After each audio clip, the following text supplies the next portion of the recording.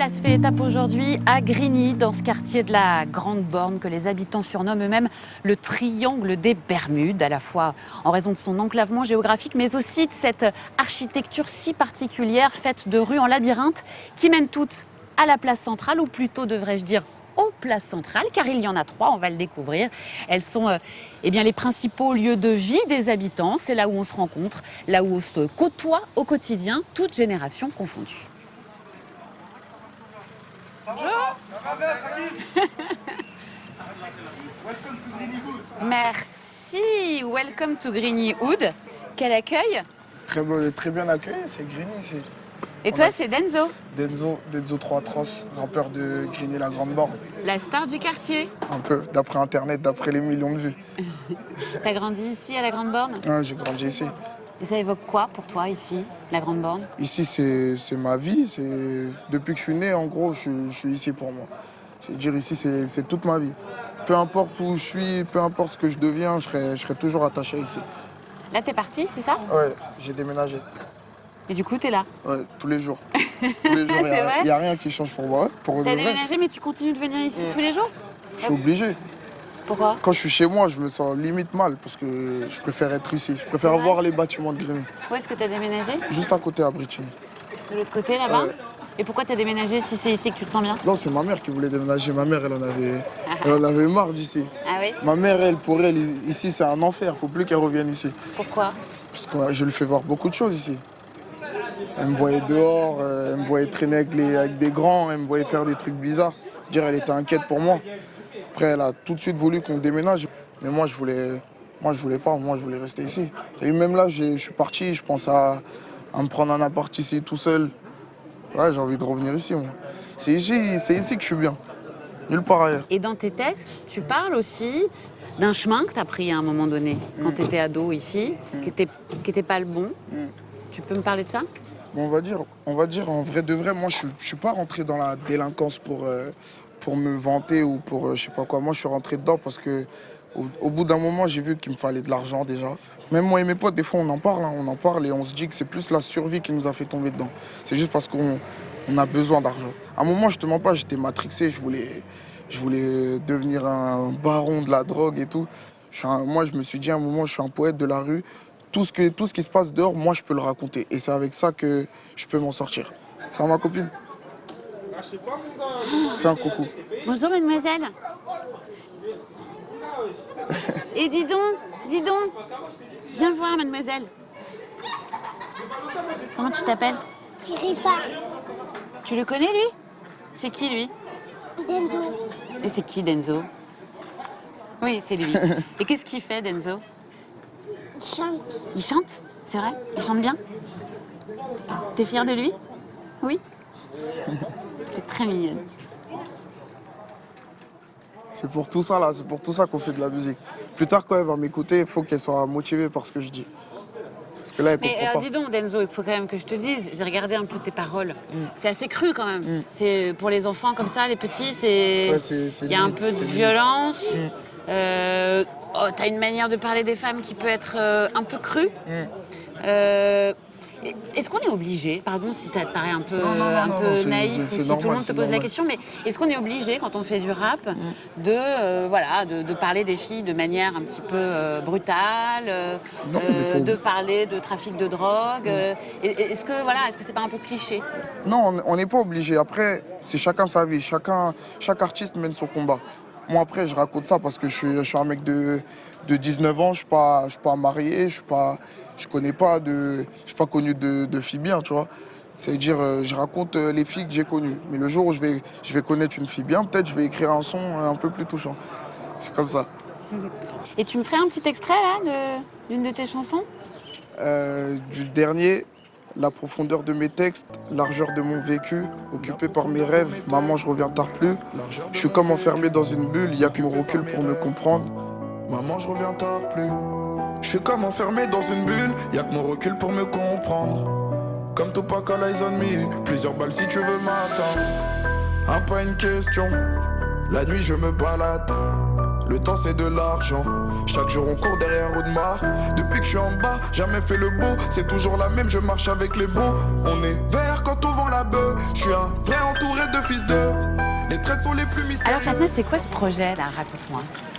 C'est un projet qui est né l'année dernière, suite à l'ouverture de la maison des parents, depuis février. On a décidé de ramener un petit peu de baume au cœur aux habitants de cette place, en repeignant toute la place. C'est vous qui avez repeint Voilà, là? avec Tous les pavés. avec les habitants, les commerçants, les associations, là, ils ont tous mis la main à la pâte. Et puis ça a donné ce projet. Et donc cette année, on a décidé de s'en prendre aux pigeons.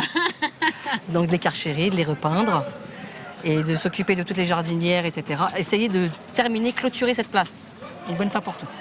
Et comment les habitants, ils ont accueilli ton initiative? Super, ils ont été super contents.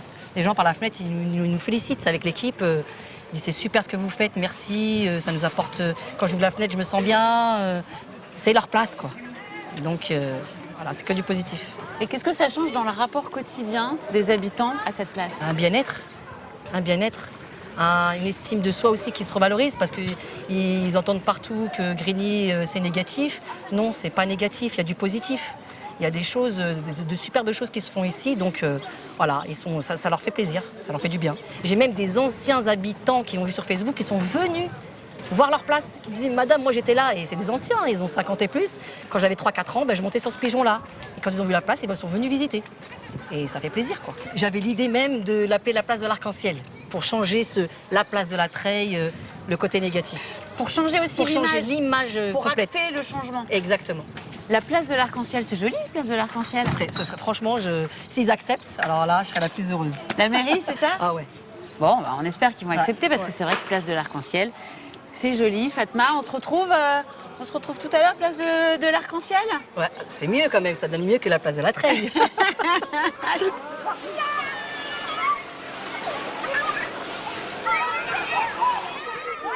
Qu'est-ce qui t'a marqué quand t'es arrivée là? Le changement. C'est vrai que je connais... Bon, ça fait 5 ans que je travaille sur le territoire de la Grande Borne, mais je connais la Grande Borne depuis les années 90. Je venais ici parce que j'avais de la famille et c'était pas ça. C'était pas ça. Il y avait plus de... On voyait que les gens étaient heureux, qu'ils étaient vraiment ensemble. Il n'y avait pas de cloisonnement. On sentait pas le cloisonnement. Maintenant, on le sent. On le sent vraiment. La population qu'il y avait dans les années 90, c'est pas la même que maintenant, par exemple. C'est-à-dire? Il y avait plus de mixité avant. Il y avait de tout. Là, il y en a encore. Il y avait de toutes les origines? De toutes les origines. Ça voulait dire? Là, il y en a encore de la mixité, mais issue d'immigration. Et qu'est-ce que tu fais ici à Grigny avec cette association? On essaye de soutenir les familles, un tant soit peu dans la parentalité, dans l'éducation, la scolarité, du soutien administratif, si on peut les rediriger vers les bonnes institutions. Voilà, essayer d'être avec eux au quotidien. Parce que c'est important, il y en a beaucoup qui sont délaissés, qui ne connaissent pas le système et qui ont besoin d'être accompagnés. Vous sentez la reconnaissance? Je la sens, oui, je la sens quand même. Je sens que vous n'avez pas beaucoup envie d'en parler, mais il faut le dire. Je la sens. Fatma. J'ai pas besoin de reconnaissance, c'est déjà une autosatisfaction personnelle. De venir en soutien à ces familles et de leur apporter, si j'ai réussi à leur apporter quelque chose qui peut leur changer la vie, j'ai tout gagné, quoi. Si j'ai aidé un gamin à avoir un bac, j'ai plus que gagné. Pour moi, j'ai réussi ma vie. En aidant une seule personne, j'ai réussi ma vie.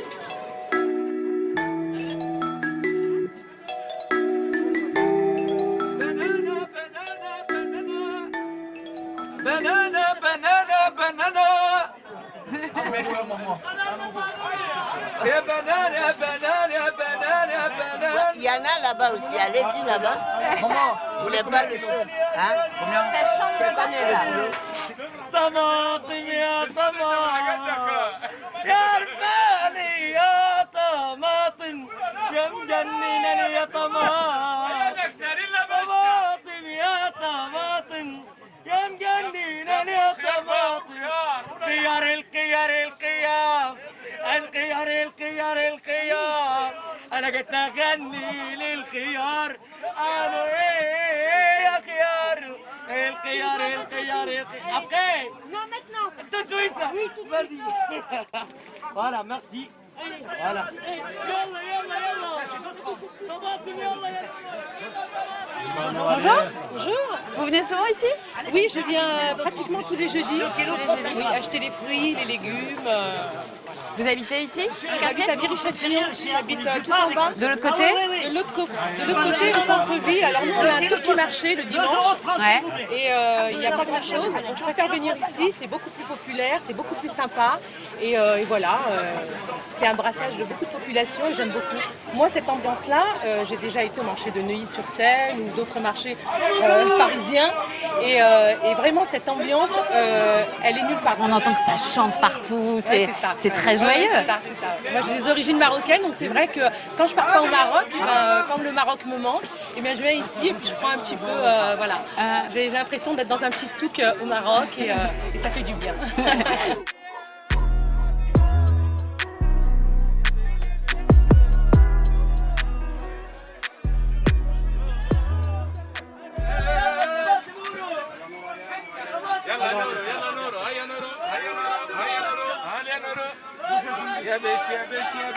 Allez, bêche ou nectarine, messieurs, dames. Allez, madame, bêche. Allez. Oui, Je reconnais les t-shirts. oui, c'est nous. C'est Mounir et Omar. C'est ça, oui. Bonjour, de l'association donc Grigny-Wood. Grigny-Wood, voilà, c'est ça. Une association qui est très active, hein, c'est ça, ici à la Grande Borne, à Grigny.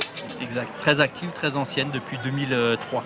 Et ici, on est chez vous, quoi. C'est À ici domicile. que vous avez grandi. On joue à domicile, voilà, c'est ça. On a grandi ici, voilà, depuis les années 80, début des années 80, on est là. Et vous habitez toujours là? On habite toujours à la Grande Borne, voilà. Pour ma part, un peu plus loin, mais avant, voilà, j'habitais ici dans ce bâtiment. Dans celui-là, là? Voilà, celui-là, premier étage, deuxième étage. Et ici, avant, il y avait un café. Pour ceux, voilà, si vous êtes né dans les années 80 à Grigny, c'était le café d'Abdella, voilà. Et alors? C'était le café C'était de du tes papa, parents? voilà, Du papa. exactement. Ouais. T'étais déjà là à l'époque, toi? Je suis de Grigny. Ah, et tu Alors- déclares pas. Ah non, mais C'était qui au café? T'as connu qui au café? Ah, c'est Péra, je me rappelle le nom. Abdallah. Abdallah. Voilà, C'était c'est ça. Abdallah dans le temps. Bah, c'était mon père. Enfin, c'est mon père, toujours. Ouais, c'était Abdallah. Je vous ai entendu dire, monsieur, ouais, moi je suis de Grigny. Et j'ai cru entendre beaucoup de fierté. Beaucoup de fierté. Je suis de Grigny, je suis fier. Pourquoi pas? J'habite à Grigny, je suis tranquille. Je ne vois pas pourquoi on a une image en France, en France, une mauvaise image pour Grigny. Pourquoi? C'est injustifié. Moi, je justifie et j'ai autre chose, ça fait mal. Pour moi, je vais te dire, j'ai envie de pleurer. J'ai des enfants. J'ai une famille ici. Mes enfants, ils sont étudiés. Ils ont eu le bac. Ils n'ont pas trouvé d'école. Pourquoi? Ils n'étaient pas acceptés. Et c'est dégueulasse. C'est mauvais. Par rapport parce que c'est Grigny. Vous croyez que c'est parce qu'ils habitent à Grigny? Ouais, Non. c'est vrai, c'est sûr. Je peux te prouver ça, madame. Je peux te prouver, il n'y a pas de problème. Au moment où il montre la pièce d'identité, Grigny, on ne l'accepte pas. Pourquoi, on ne sait pas. Après, c'est normal, les jeunes ne trouvent pas de travail.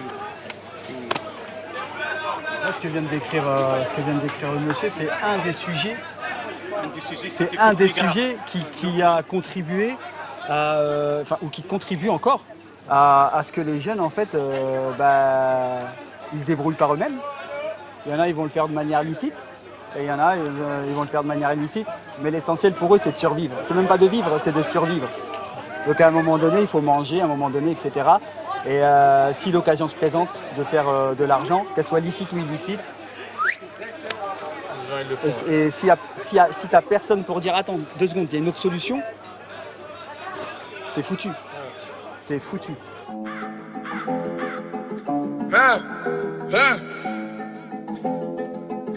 Neuf à Grigny, ouais, la grande porte.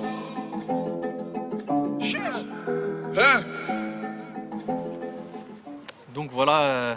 Alors on est où ici? Alors là, on est sur une place où effectivement, même s'il y a la vie à côté sur le marché, ici malheureusement, tu vois, il y a eu beaucoup de travaux de rénovation urbaine, donc le cadre est bien, mais tu as beaucoup de commerces qui ont fermé, tu vois, tu as plein de rideaux qui sont tirés. Ouais. Et malheureusement, en termes de vie, c'est plus ce que c'était. Ici, tu avais un tabac, à côté, ils vendaient des bonbons, tu avais un ophtalmo, tu venais louer tes cassettes vidéo VHS, La tu vois. poste. La poste. Tu avais la poste, on avait la poste en plein milieu du quartier, malheureusement, qui a déserté le quartier. Et il y a pas mal de jeunes, quelquefois, qui essayent d'avoir des locaux, qui essayent de lancer un commerce. Et pour X raisons, c'est extrêmement difficile. C'est difficile, on n'arrive pas à faire repartir ces commerces. Et malheureusement, même s'il y a eu des milliards qui ont été injectés dans la politique de la ville, malheureusement, au lieu de investir sur le bâti, et ça on l'a fait remonter, on a rencontré des ministres, etc., malheureusement ça n'a pas porté ses fruits. Et c'est dommage parce que voilà, petit à petit le quartier se meurt. C'est triste de voir tous ces rideaux baissés comme ça. Ici, il y avait des postes de gendarmes, il y avait un poste de police.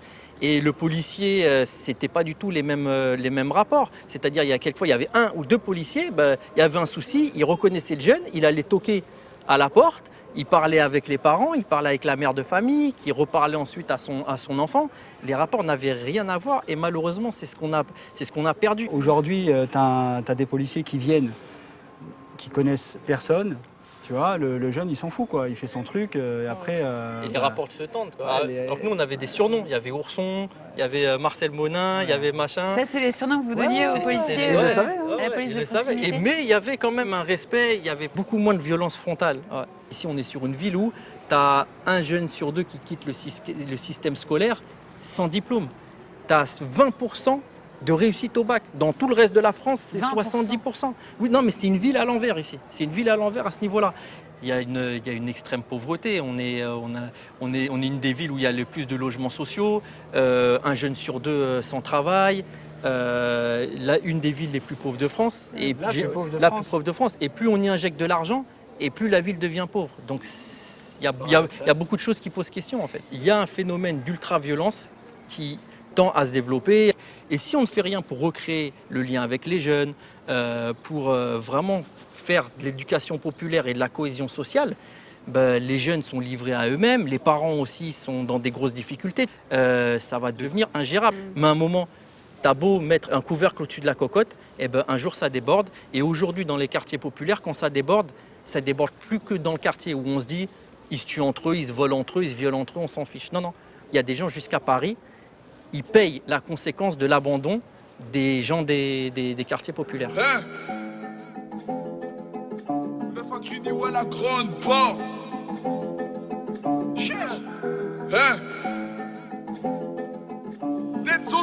Pourquoi je suis discret? À vrai dire, je me sens mieux dans la solitude. Je trouve que je suis suspect. À vrai dire, ma gueule innocente leur cache beaucoup de trucs. Comme biscotte, mes handicaps deviennent ma force. Ils ont rien dans le fond, ils mettent tout dans la forme. Les haineux sont des suceurs hors normes. Dehors, recracher, se mettre dans la gorge. Vu qu'on n'était pas des enfants gâtés, on faisait la maille cagoulée gantée. Djigui Diarra, toi, t'es acteur, réalisateur, et t'as grandi ici, à la Grande Borne. Exact, ouais. Depuis que je suis petit, je suis ici. Qu'est-ce que ça t'évoque, la Grande Borne? Ça m'évoque beaucoup de choses, mais je dirais, j'aime beaucoup dire que la Grande Borne, pour moi, c'est le meilleur précepteur que j'ai jamais eu, en fait. C'est-à-dire que ça m'a appris que la vie, fallait donner le meilleur de soi-même, fallait se battre, fallait y aller, quoi. Moi, je suis très fier d'avoir grandi ici. Et tu vis toujours ici? Toujours, ouais. Mais bon, j'habite rue de la Balance, là-bas, vers là-bas, là, derrière, un peu derrière, là. Mais je pense que je vais essayer de voir d'autres horizons. Tu commences à réfléchir à partir? Ouais, non, depuis un moment, je commence à réfléchir parce que je pense qu'une personne, pour qu'elle se construise, il faut qu'elle voit d'autres personnes, de d'autres cultures, d'autres horizons. Enfin, le monde, il est vaste. Bah oui. Bah ouais, voilà. Enfin, c'est pas parce que je vais ailleurs que dans le cœur, il n'y aura plus Grigny, quoi. Voilà. C'est ça la crainte, c'est de se dire est-ce que je vais abandonner le quartier de mon enfance? Est-ce que je vais abandonner les gens avec qui j'ai grandi? Voilà, est-ce que je vais être accepté aussi? Enfin, c'est comme une zone de confort un peu ici. Donc faut se frotter un peu au monde sauvage. Là. Au monde sauvage. Le monde sauvage, il commence, c'est ça, dehors là, autour de la cité? Ouais, quand j'avais cette vision à l'époque. Là, maintenant, non, partout c'est sauvage. Hein. Enfin, partout c'est sauvage pour moi. C'est vrai que Grigny, en tout cas, c'est une grosse source d'inspiration. C'est pour ça que tu as eu envie. C'est ma muse. C'est pour ça que tu as eu envie de faire du cinéma? Pour pouvoir raconter toi-même ta réalité? Non, au début, c'était très enfantin. En fait, je passais mon temps avec mon père à regarder des films de kung-fu des années 70-80. Et je me suis dit, bah ouais, moi aussi, je vais faire du cinéma, j'aurai plein de copains. Et on va défoncer les gangsters. C'était très enfantin. Wesh, Kader, mon jeu, il est où? Lui, là, depuis la primaire, Depuis... non, sixième. Je lui ai prêté un jeu Mario Land, il me l'a jamais rendu. Ah, on sort les vieux dossiers. Ah ouais. Et la blague, c'est ça. À chaque fois, dès que je le vois, je lui dis ramène mon jeu. Je le verrai plus. Hein. Bon, j'ai abandonné.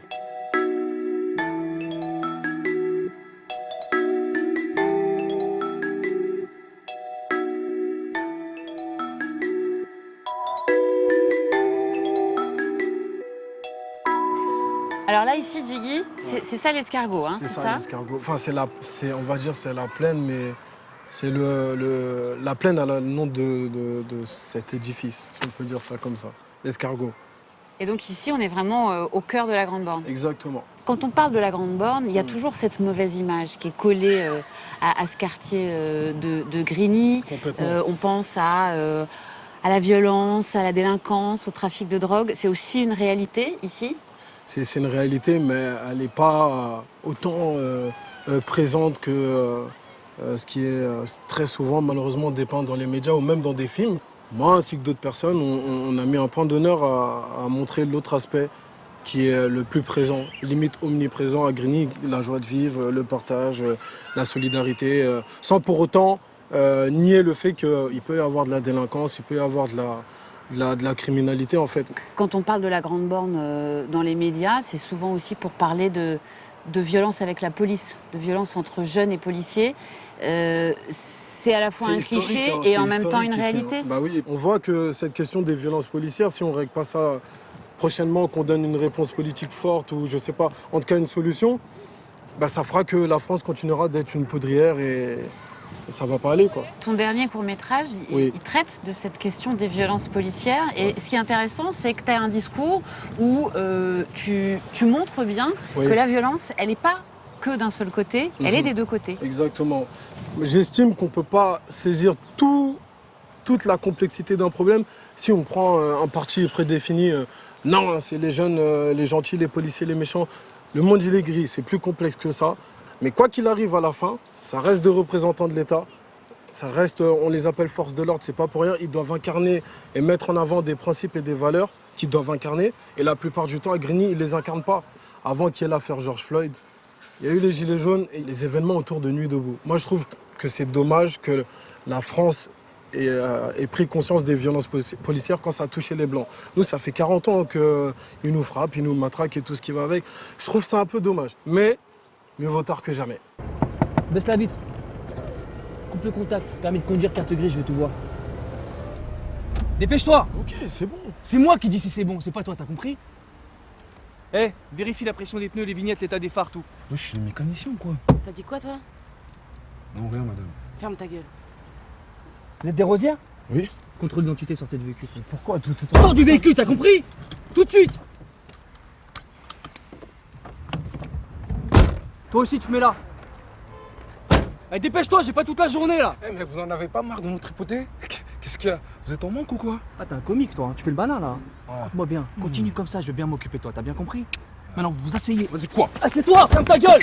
Baisse les yeux, tu te prends pour qui, toi? Mon Dieu, pardonne-moi, ce monde me fait peur, je vois les vrais visages, je veux sortir mon gun, mon Dieu, pardonne-moi, ce monde me fait peur, je vois les vrais visages, je veux sortir mon gun.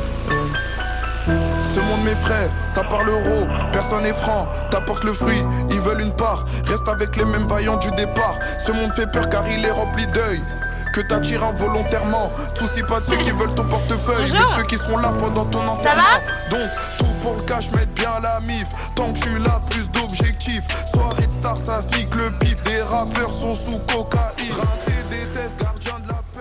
Pierrot, ici, tout le monde vous connaît? Bah, je crois, oui, depuis le temps. Je suis venu à Grigny, j'avais l'âge de 18 ans. À 18 ans, vous êtes venu ici? Et maintenant, j'en ai 65. Et j'y suis toujours. J'aime Grigny, j'aime ma ville. Alors vous, votre truc, c'est le rugby, c'est ça? Moi, c'est le rugby. C'était le rugby à 13 et maintenant, c'est le rugby à 15. Et comment vous avez eu envie de les mettre, les jeunes d'ici, au rugby? Alors, j'ai trouvé une richesse dans ces jeunes. Pour moi, cette richesse, c'était une fortune dans mon cœur. Fares, raconte-moi comment Pierrot est rentré dans ta vie.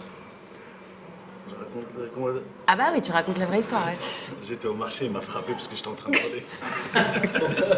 C'est vrai? Et parce que j'étais en train d'insulter, et depuis là, après, je suis parti avec le rugby. Voilà. J'avais 9 ans.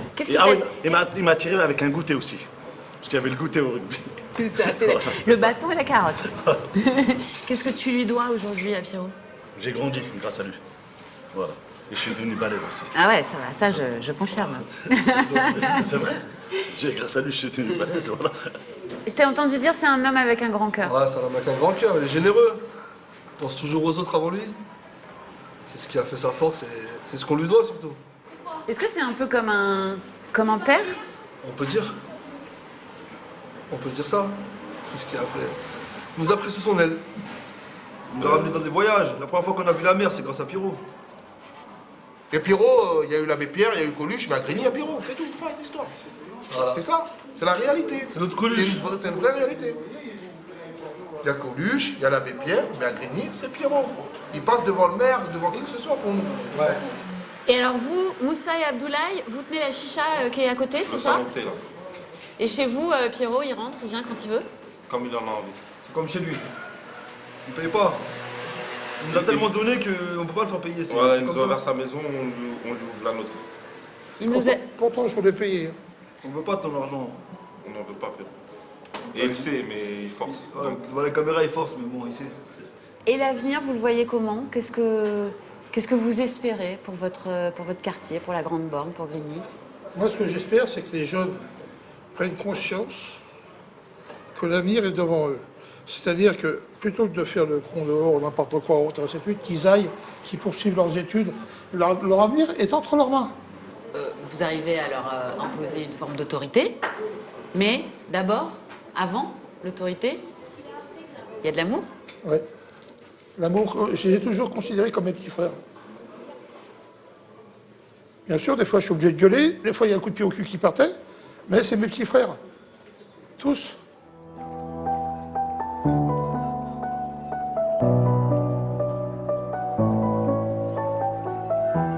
La mélancolie c'est mon remède pour piquer vos cœurs. Vu que je raconte nos vies de merde, j'augmente le niveau d'auditeur. Course au chacun un marathon, certains finissent chez Marabout. On dérivé du côté chelou, oublie que c'est Dieu qui nous donne tout. Comme souvent, il suffit de se glisser derrière les lieux communs pour apprécier la réalité cachée des choses. Ce que j'ai découvert à la Grande Borne, ce n'est pas seulement sa grande précarité et ses conséquences. C'est aussi, et surtout, l'extraordinaire attachement de ses habitants pour leur quartier. On est toujours profondément lié à l'endroit d'où l'on vient, quitte à être parfois coincé dans une contradiction. Ne pas vouloir quitter sa place ou partir pour s'émanciper et tenter d'échapper aux discriminations.